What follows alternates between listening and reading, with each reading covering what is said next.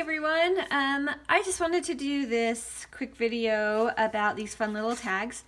It's from the Flea Market Fancy collection. I just printed the tags and the pockets onto some lightweight cardstock, and I just had some fun this morning and thought I'd share kind of what I did.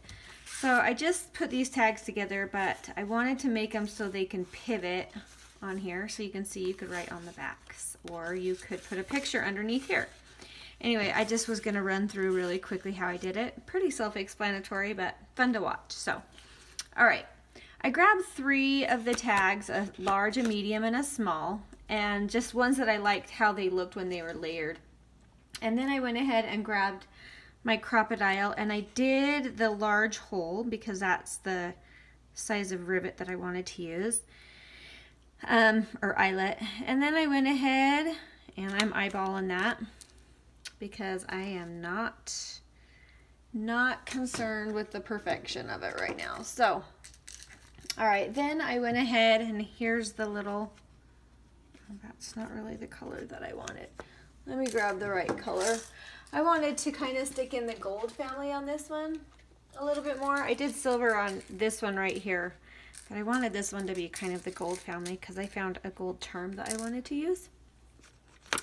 All right, so now when you clamp your rivet down, your eyelet / rivet, I really don't know the difference. Just don't clamp it super hard. So I'll try to zoom in on that so you can kind of see.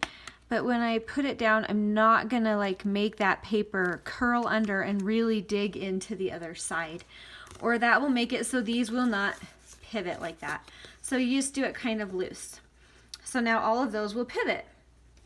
All right, and the other trick I learned is when you tie your string on, you don't want to do one of your tight kind of string ties that you might use. You want to do a really loose and kind of light tie on this. So I'm just going to tie a regular old knot, but I'm going to keep it away from the edge. So I'm just not going to squeeze it down on that. I'm going to kind of pull away so that it doesn't inhibit these turning points right here. Does that make sense? There's probably a technical word for it, but I don't know what that is. So I'm just tying it away from the paper. There you go. All right, now I'm gonna just trim these down just a hair. This is a kind of a sari silk, so they kind of fluff out pretty, and anyway, I can play with that. But so that's how we got to that point. And then I went ahead, excuse me, and I got my little jump ring, and I got this cute little umbrella because the front of this tag said grateful. And so I thought that was kind of cute because I'm grateful for the blessings that pour down on us all, for good people and good things in my life. So I thought I'm going to do a cute little umbrella because that to me represents grateful.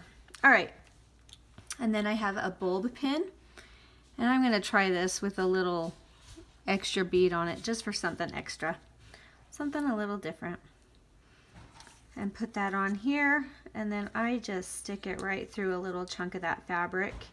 You can do it however you like, but I like how it kind of is angled and then it dangles down. But that's pretty much all there is to it. Now I would just put that in my journal in one of these fun little pockets, and maybe I would do something like one of these fun little layering labels and maybe some lace. I could put a word on there, gratitude again to go along with that same theme.